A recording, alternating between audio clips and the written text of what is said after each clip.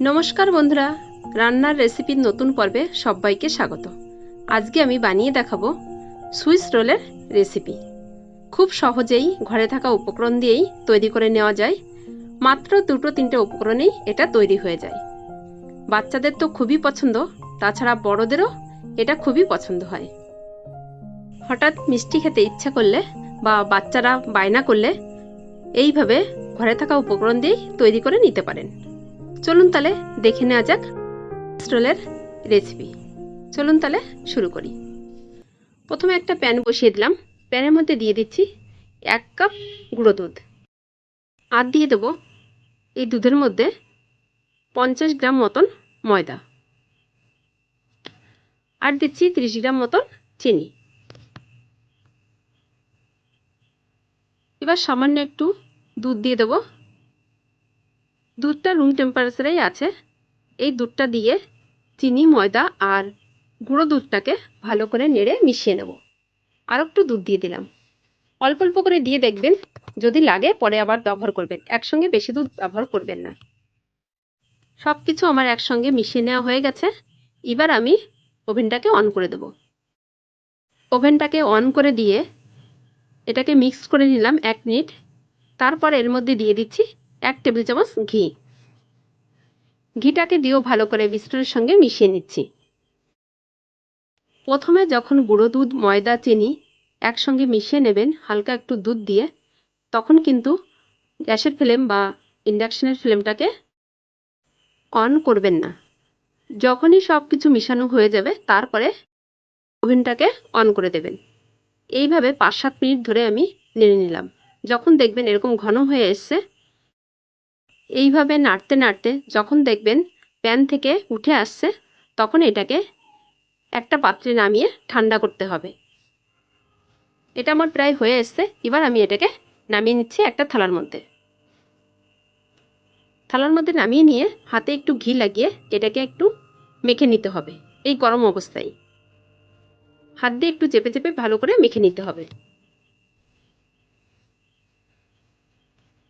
এই কাজটা কিন্তু গরম অবস্থায় করতে হবে। মেখে নেওয়া হয়ে গেছে। এবার এর থেকে আমি 3 ভাগের 1 ভাগ সাইড করে রেখে দেব। আর যে বাকি 2 ভাগ থাকবে সেটাকে আমি ভালো করে হাত দিয়ে আবারও মেখে নিচ্ছি।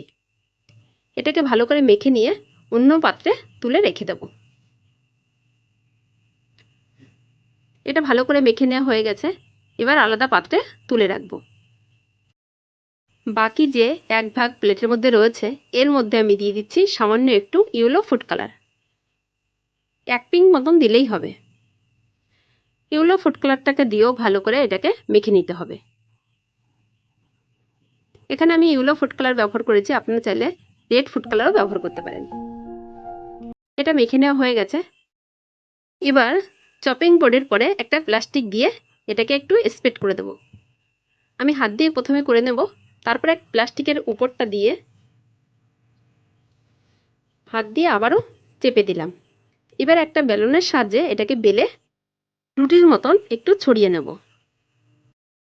দেখে নিশ্চয়ই বুঝতে পারছেন কিভাবে করছি। আলতো হাতে এটাকে বেলে একটু রুটির মতন তৈরি করে নিতে হবে।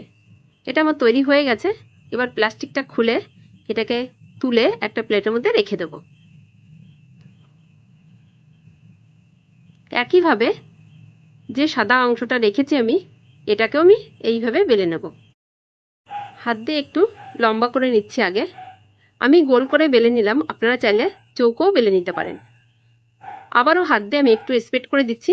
তারপরে প্লাস্টিক উপরে দিয়ে আবার আমি এটাকে বেলে বড় করে নেব। ইয়েলো কালারটা যেমন একটু ছোট করেছি, এটা তার থেকে একটু বড় তৈরি করতে হবে।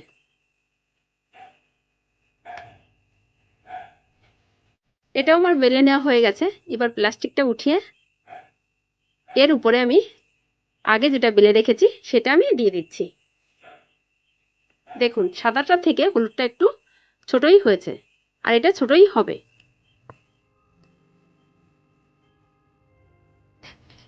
হাত দিয়ে একটু ছড়িয়ে দিয়ে এটাকে আমি রোল করে নেব। এখানে বলার তেমন কিছু নেই, দেখে বুঝে নিতে হবে। দেখুন হাত দিয়ে একটু এক পাশ রোল করে নিয়ে এইভাবে হাত দিয়ে ঘুরিয়ে ঘুরিয়ে রোলের মতন তৈরি করে নিতে হবে। দেখে নিশ্চয়ই আপনারা বুঝতে পারছেন। আমার চ্যানেলের নতুন বন্ধু হলে চ্যানেলটাকে সাবস্ক্রাইব করার অনুরোধ রইল। পাশে থাকা বেল আইকনটিকে ক্লিক করে দেবেন। যখনই আমার চ্যানেলে নতুন কোনো ভিডিও আপলোড করব সবার আগে নোটিফিকেশন পৌঁছে যাবে আপনার কাছে। রোলটা আমার তৈরি করে নেওয়া হয়ে গেছে। এবার আমি এটাকে হাত দিয়ে একটু চেপে চেপে শুরু করে নেব। আপনারা চাইলে এই কাজটা প্লাস্টিক বাদ দিয়েও ফয়েল পেপারেও করে নিতে পারেন। হাত দিয়ে আমার শুরু করে নেওয়া হয়ে গেছে। এবার আমি এই প্লাস্টিকটা দিয়েই মুড়ে রেখে দেবো ফ্রিজে 8 ঘন্টার জন্য। আপনারা চাইলে 1 ঘন্টাও রাখতে পারেন। আমি 8 ঘন্টা পরেই এটাকে খুলে দেব। রোলটাকে মুড়ে নেওয়ার পরে যে সাইডে যে বাড়তি প্লাস্টিকটা আছে এটাকে আমি হাত দিয়ে মুড়ে দিচ্ছি। হাত দিয়ে এইভাবে মুড়ে দেবো 2 সাইডেই। মুড়ে দেওয়ার পরে আমি এটাকে ফ্রিজে রেখে দেবো। 8 ঘন্টা পরে ফ্রিজ থেকে রোলটাকে বের করে ফিরে আসলাম। এবার আমি এটাকে প্লাস্টিকের থেকে বের করে নেব। প্লাস্টিক থেকে বের করে নেওয়া হয়ে গেছে। এটা যেহেতু একটু বড় সাইজের হয়েছে তাই মাঝখান দিয়ে আমি টুকরো করে নিচ্ছি। দেখুন বন্ধুরা কত সুন্দর হয়েছে ভেতরটা। এবার আমি এর উপর দিয়ে একটু গুঁড়ো দুধ ছড়িয়ে দিচ্ছি। গুঁড়ো দুধটা আমার ছড়িয়ে নেওয়া হয়ে গেছে। এবার এক টুকরো প্লেটে রেখে আর এক টুকরোকে আমি কেটে নিচ্ছি। এটা কাটা হয়ে গেলে ওটাও আমি কেটে নেব একইভাবে। দেখুন এরকম সাইজের করে আমি কেটে নিচ্ছি। আপনারা চাইলে এর থেকে মোটা বা পাতলা করেও কেটে নিতে পারেন। কেমন লাগলো আমার এই সুইস রোলের রেসিপি অবশ্যই কমেন্ট করে জানাবেন। আর যদি ভালো লাগে অবশ্যই একবার বাড়িতে ট্রাই করবেন।